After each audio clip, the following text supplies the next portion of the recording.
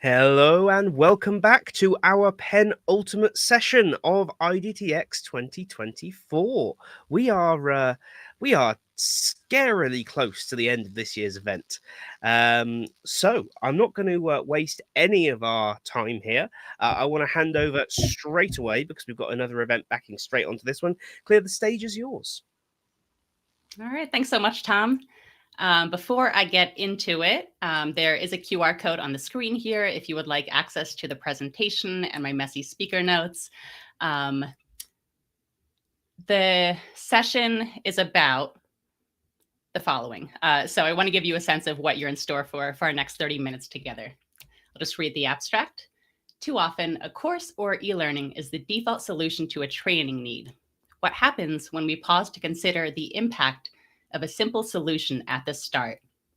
And I invite you to bring your brainstorming skills, a piece of paper, and a pen, and get ready to simply solve some common training scenarios in this interactive workshop.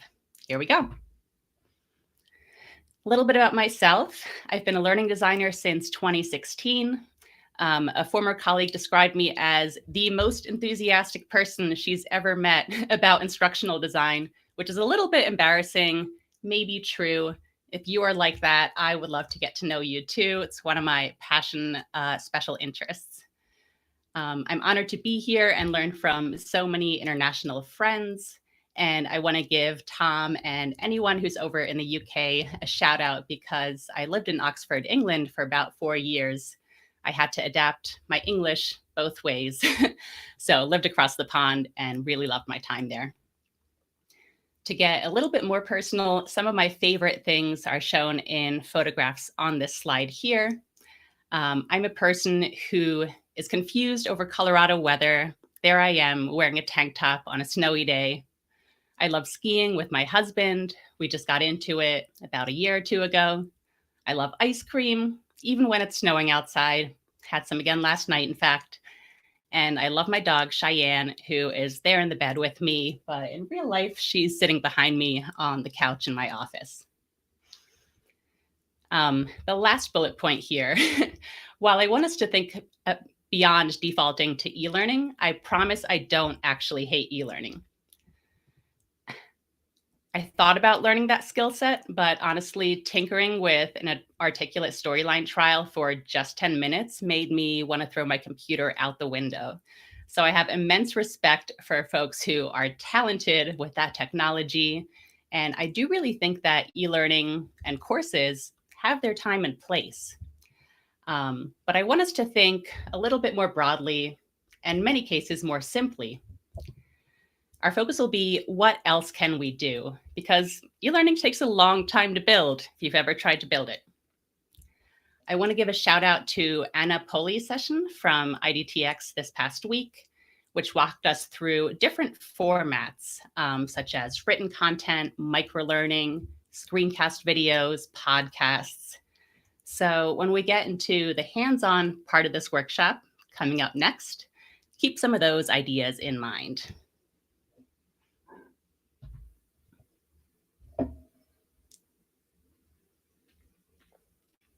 I'm actually going to invite Tom to come back on screen, or at least back on audio, because I want to make this session as interactive as possible. It'd be very boring if you just listen to my own brainstorming ideas and random silly things that I share. So this is really an open invitation to play along. Take a minute to get a piece of paper and a writing tool. Of course, digital is fine too, if you prefer that, or if that's more available to you. And I encourage you to really have fun with this, kind of like the kid shown on the screen here. He's playing with markers, a piece of paper. Maybe you even want to consider drawing out some of your ideas instead of just writing out words. Get ready to brainstorm.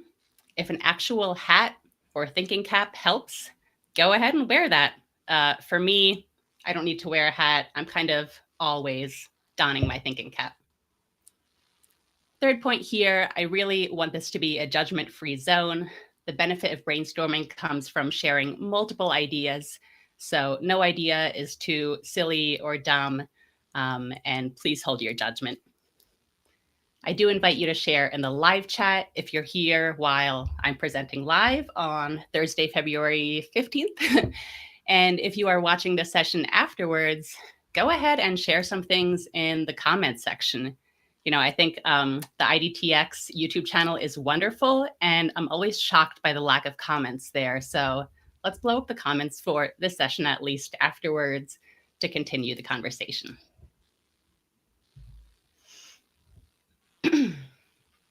I'm going to walk us through 3 to 4 challenges, depending on how much time we have.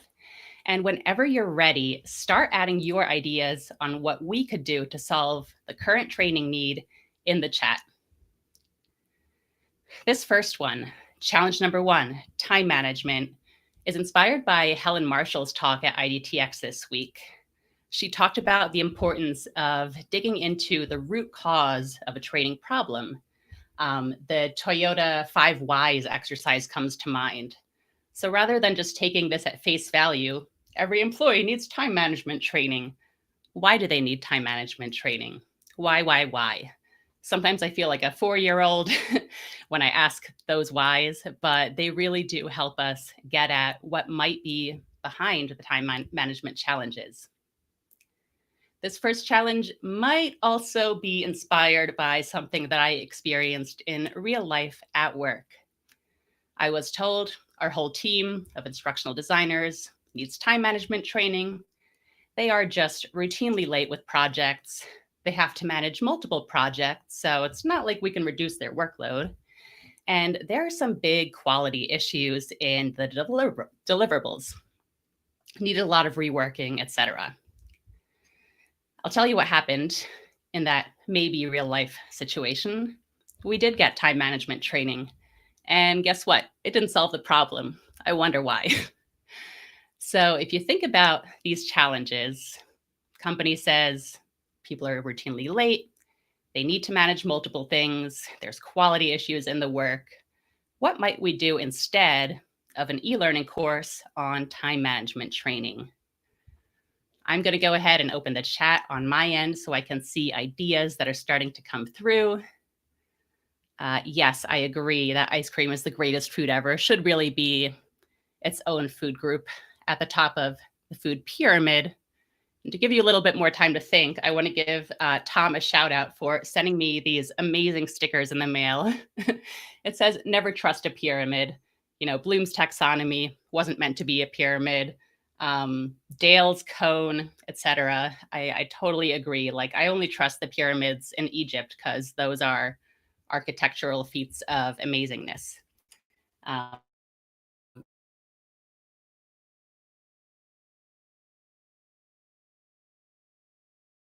That is a little bonus incentive. And you can reach out to me with your address and I'll get one. What might you do to solve this time management challenge? We can't do a course, can't do e-learning. What are some simple solutions that come to mind for you? Want to jump in on this one? Yeah, please. So I always start with these sort of things thinking about, are we looking at a lack of knowledge, a lack of skill, or a behavioral problem? And kind of once I start thinking down that road, the first thing that I think Beth, in fairness, in the chat, has just got there before my rambling made it all the way. Talk to the employees first. Find out where the problem actually lies. Again, thinking back through real examples, the first time I got this request, I spoke to the team and they were like, we have no idea what the due dates are on any of this work. We just get emails saying do stuff. It's like, oh, okay. So put deadlines on the emails. Yeah. Cool. Problem solved. So that's a simple solution right there. Yeah, sometimes absolutely. that can be it, right? Yeah. Some other ideas that came to mind for me were, do you have any sort of project management norms in place? Maybe having weekly check-ins to ensure that a project is on track. Maybe in terms of the quality issues, what are those quality issues? If it's common things at a certain stage, maybe we could give folks a checklist to look at before they submit their draft work. That might help us avoid or catch a lot of common mistakes before someone else gets to review them.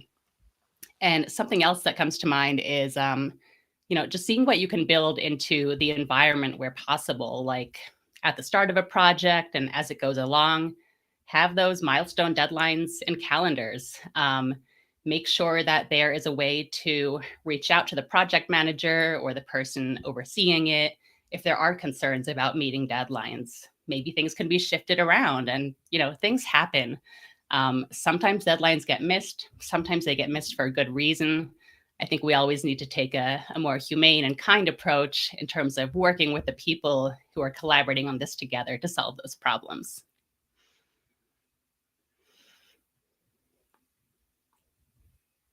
I'll go ahead and give it like 5-ish more seconds, which feels like 5 minutes in live internet time, to see if any other ideas emerge in the chat. And if you're one of those awesome people like myself who loves to watch the replays of IDTX sessions, go ahead and share your ideas in a comment on this video. I'd love to see what comes in after the fact.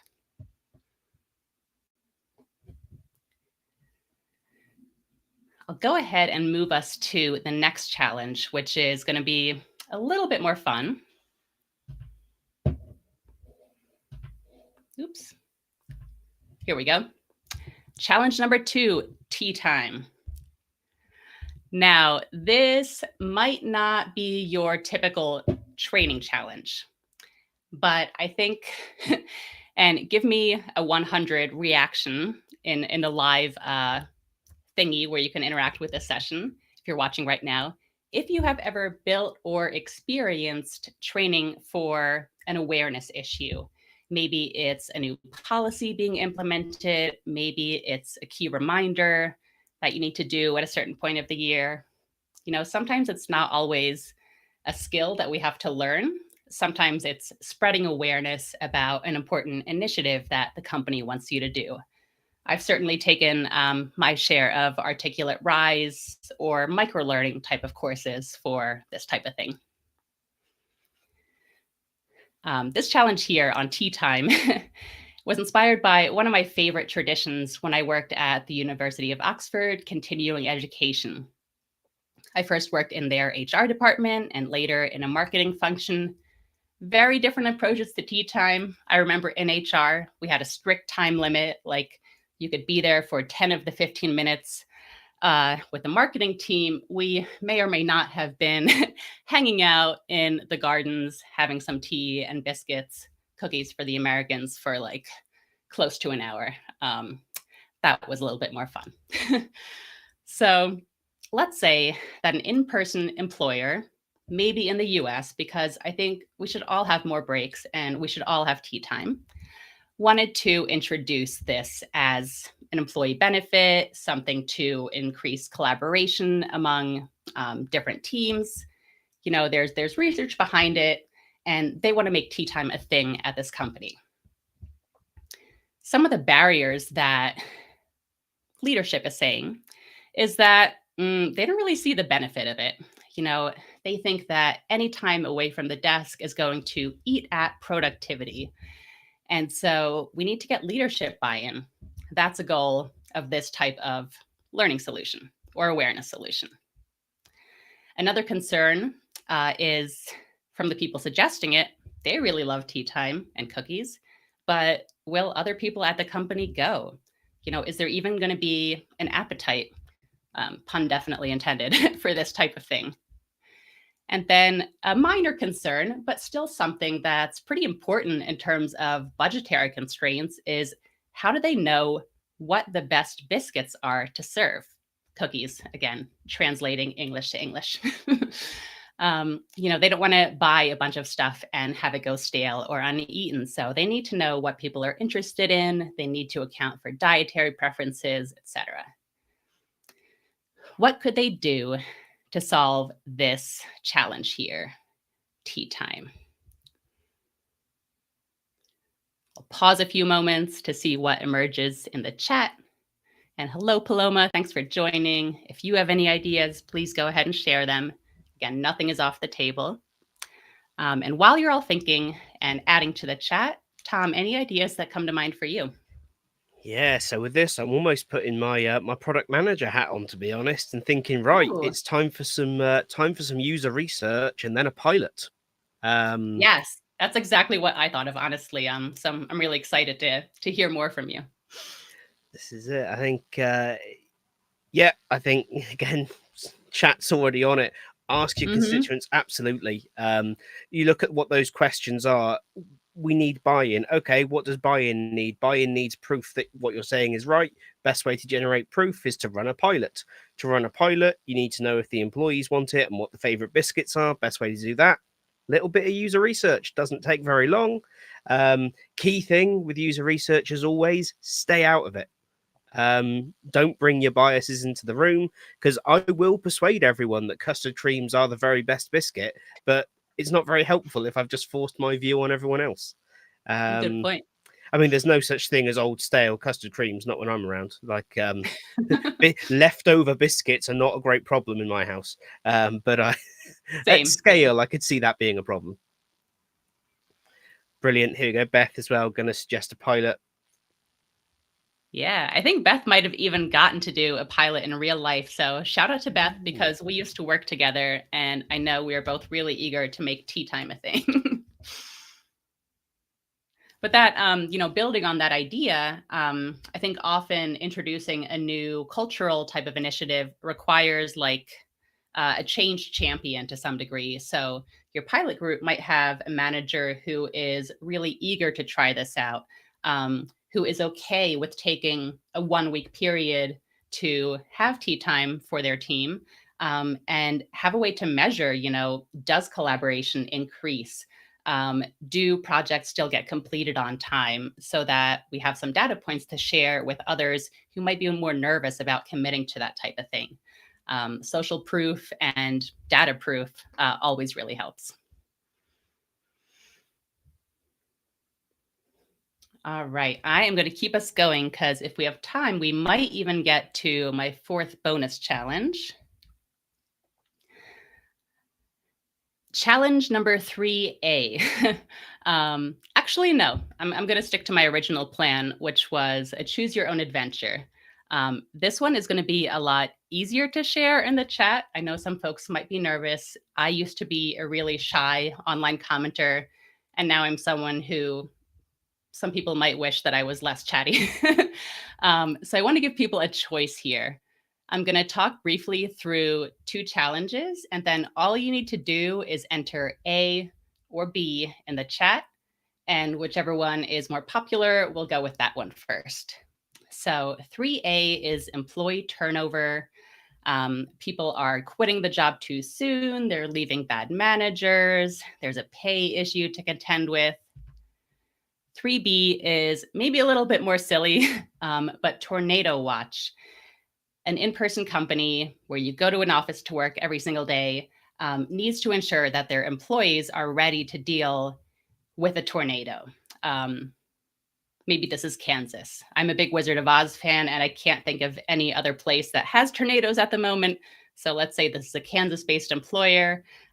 They grow corn, and they need to make sure that their corn workers are ready in the event of a tornado. Would you like to do turnover or tornado watch? Give it an A in the chat for turnover and a B for tornado watch while I catch my breath and take another sip of water.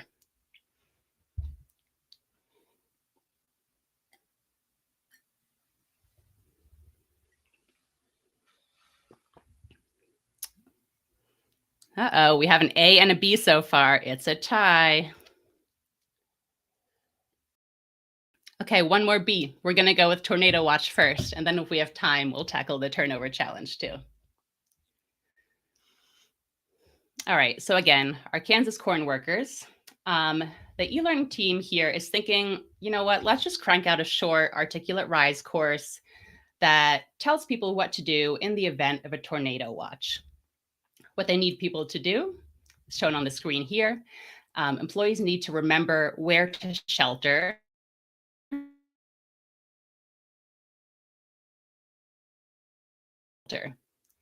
They also need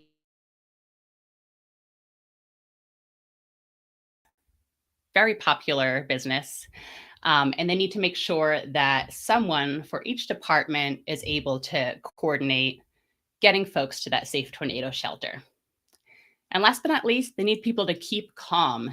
So tips on, don't panic, grab whatever corn you can because we don't want to lose our harvest. But please, please don't freak out. When this tornado happens, we need you to be able to get to shelter and have the cognitive ability to do that safely. So will an articulate rise course really help? Maybe not. And I encourage you to think about what would help in this situation. So any ideas folks share in the chat? And Tom, what comes to mind for you? Cool. So this is one of those pieces where the first thing I'm thinking always with these things is this a temporary piece of content, or is this something that we can create once that will last for a long period of time? Now, something like this is lasting. This is clearly tornadoes are a big enough concern that we're training for it. So assumably this has happened or is very likely to happen, and that's unlikely to suddenly change.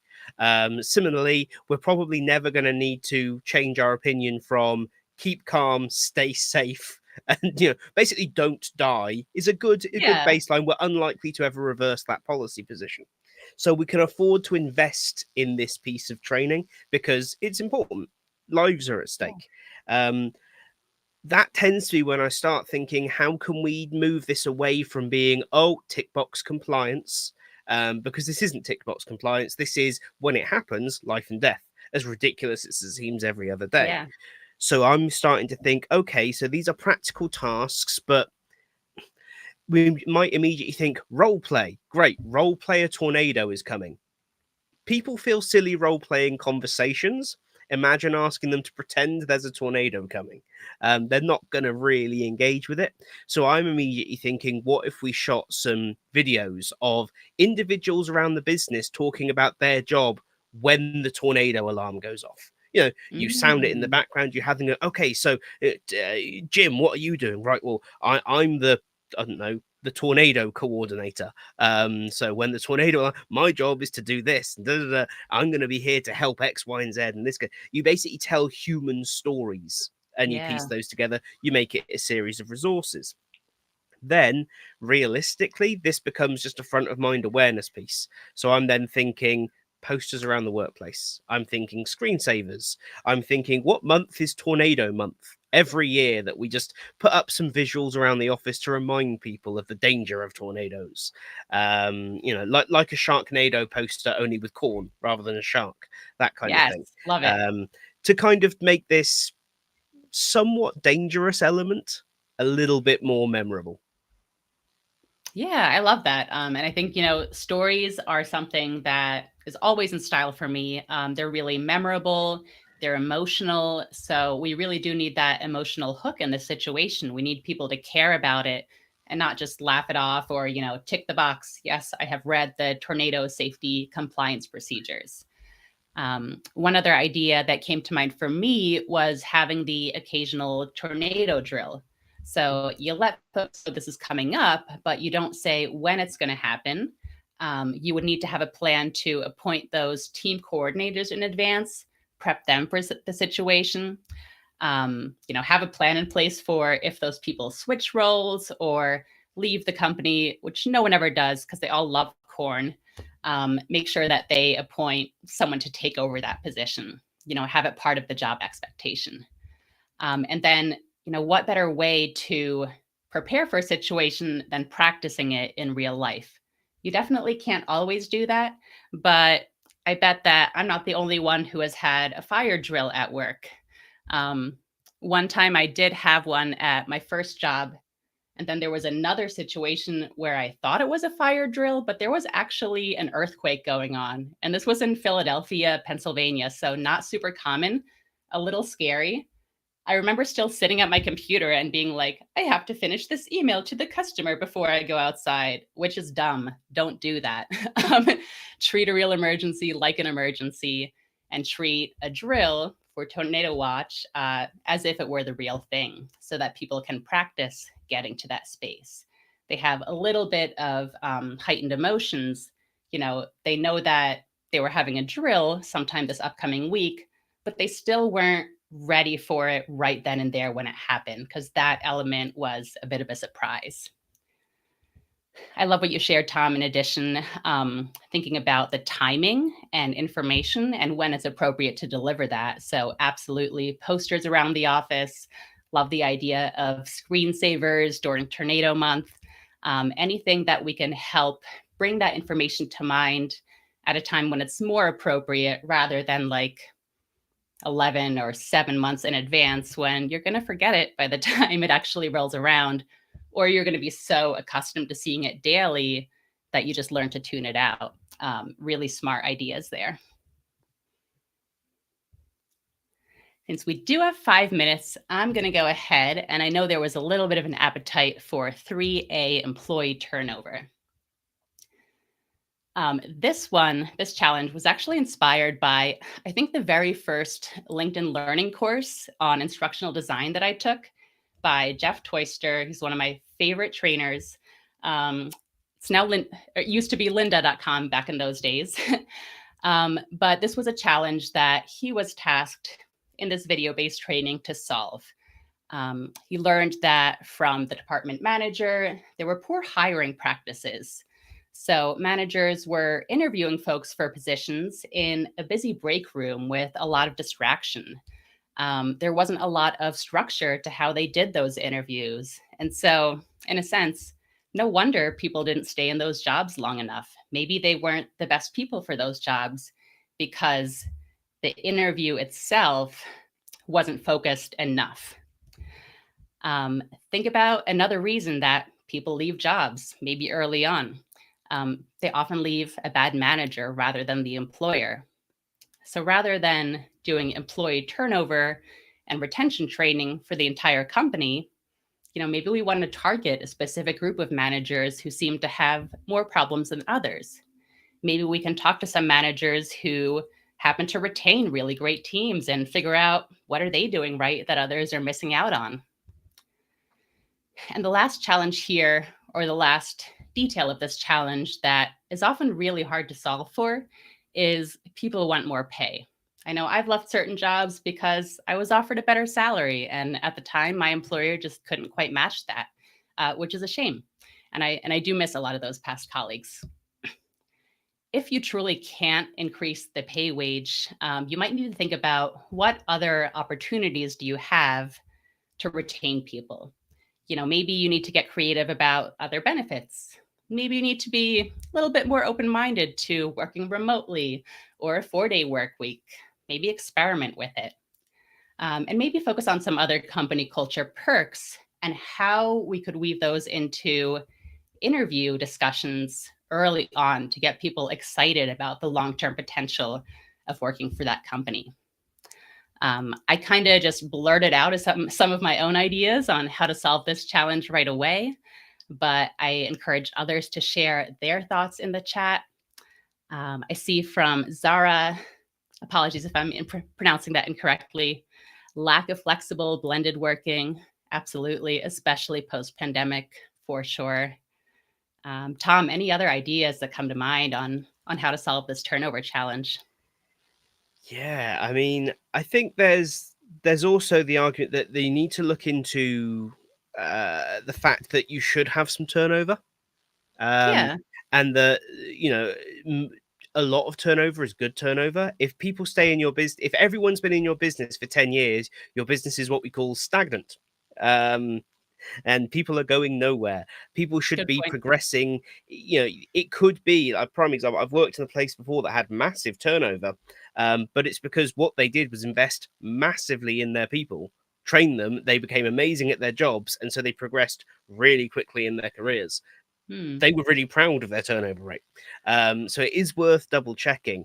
And on the pay one, I have quite a strong view on this, is that if you can't afford to pay someone what they're asking, you can't afford to hire a good replacement for them either. So pay them what they're asking, because recruitment is a heck of a lot more expensive than paying someone an increased salary. It really is. So it's, and I think it's quite rare that a business actually cannot afford to pay more. And in fact, it is choosing to give that money to other people who are usually doing far less work. But that's just my perspective on that particular argument. Yeah, that definitely resonates with me. I love what Beth is sharing. If we can highlight her comment, empowering employees in their roles, allowing them ownership over their work can also help. Absolutely. So, this probably can't be solved by simple training. Maybe you can improve those interviewing and hiring practices to make sure that folks in the role are right for the role.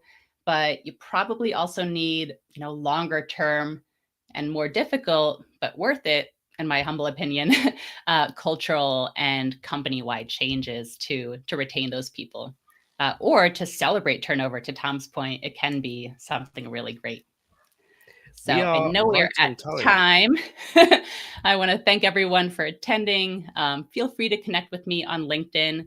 And if you have any questions, just reach out to me there. Thanks again, Tom, for having me, and thanks for playing along. My absolute pleasure. Thank you so much for presenting. Everyone, our next session starts like straight away. So that we'll be going live there momentarily. But please do connect Clea on LinkedIn. I'll make sure there are links in the video description, and let us know any more thoughts you've got for these solutions down in the comments. Thanks, everyone. We'll see you again soon. iSpring is an e-learning software provider dedicated to streamlining e-learning worldwide. With a team of top industry specialists, they create tools that make e-learning both efficient and enjoyable. Their AI-powered course creation tool, iSpring Suite, and the iSpring Learn LMS are the top choices for thousands of instructional designers, L&D pros, and content developers. Crafted with the user workflow in mind, iSpring ensures a seamless experience for the creation of impactful learning content. Their website, iSpringSolutions.com, offers a treasure trove of e-learning resources perfect for those seeking to boost their L&D career or elevate their organization's e-learning practices. You can check out the iSpring Solutions website using the link in the description below.